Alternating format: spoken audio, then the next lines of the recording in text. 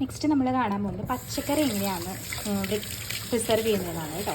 ഇത് നമ്മൾ മത്തങ്ങയാണ് നല്ലപോലെ കഴുകി ഉള്ളിലെല്ലാം കളഞ്ഞ് തോലൊക്കെ കളഞ്ഞ് നല്ലപോലെ കഴുകി ഡ്രൈ ആക്കണം.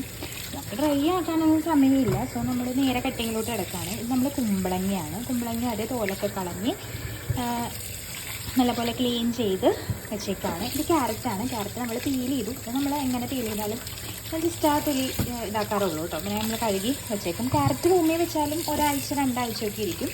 ഫ്രിഡ്ജിൽ ഒന്നും ചെയ്യാതെ വെച്ചാലും 2-3 മാസമൊക്കെ ഇരിക്കും.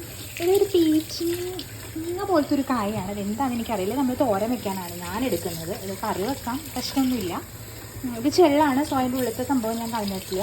ഇത് മത്തങ്ങയുടെ പോലെ തന്നെ ഇരിക്കുന്ന വേറൊരു തരം കുമ്പളങ്ങയാണ്. എന്താണ് സംഭവം എന്ന് എനിക്കറിയില്ല. ഞാനത് എലിശ്ശേരിക്കകത്താണ് ഇടുന്നത്. ഇത് നമ്മുടെ ചേനയാണത്. നമ്മൾ 5 റിയാലിൻ്റെ സാമ്പാർ കിറ്റ് മേടിച്ചതിനകത്തുള്ള പച്ചക്കറികളാണ് കേട്ടോ. അപ്പം അവിൽ വെക്കുന്നവരാണെങ്കിൽ ഒറ്റയടിക്ക് ഇതെല്ലാം പൊക്കോളും. ഞാൻ കാര്യമായിട്ട് എനിക്ക് ഓൾറെഡി ഞാൻ ചീരയാണ് ഇന്ന് കറി വെച്ചത്. അപ്പോൾ സോ എനിക്കത് അതിൽ വേണ്ട. ഇത് പടവലങ്ങയാണ്. അപ്പോൾ ഇത്രയും പച്ചക്കറി പിന്നെ വെണ്ടയ്ക്കൊക്കെയാണ് ഇരുന്നിരുന്നത്. വെണ്ടയ്ക്ക, ബീൻസ്, പയർ അങ്ങനത്തെ ഐറ്റംസൊക്കെയാണ് ഇരുന്നത്. അപ്പോൾ നമ്മൾ നല്ലപോലെ കഴുകി അതിൻ്റെ വേസ്റ്റ് ഭാഗവും തൊലിയും ഒക്കെ കളഞ്ഞ് നല്ല നീറ്റാക്കി ക്ലീനാക്കിയത് ഇവിടെ വെച്ചിട്ടുണ്ട്. ഇനി ഇത് നമ്മൾ ഓരോന്നും സെപ്പറേറ്റ് അരിഞ്ഞ് പ്ലാസ്റ്റിക് കവറിലാക്കിയിട്ട് സിബ്ലോക്ക് കവറിലാക്കിയിട്ട് എടുത്ത് വെക്കുകയാണ് ചെയ്യുന്നത്. അപ്പോൾ ഈ നെറ്റിലെ വെള്ളമൊക്കെ കളഞ്ഞ് ഇനി ഈ പച്ചക്കറി ഞാൻ ഓരോന്നും കമത്തി ഇതിനകത്ത് വെക്കും. ഇതിനകത്ത് വെച്ചിട്ട് കമത്തി വെക്കണമെന്നൊന്നുമില്ല. നെറ്റായതുകൊണ്ട് വെള്ളം പൊക്കോളൂ.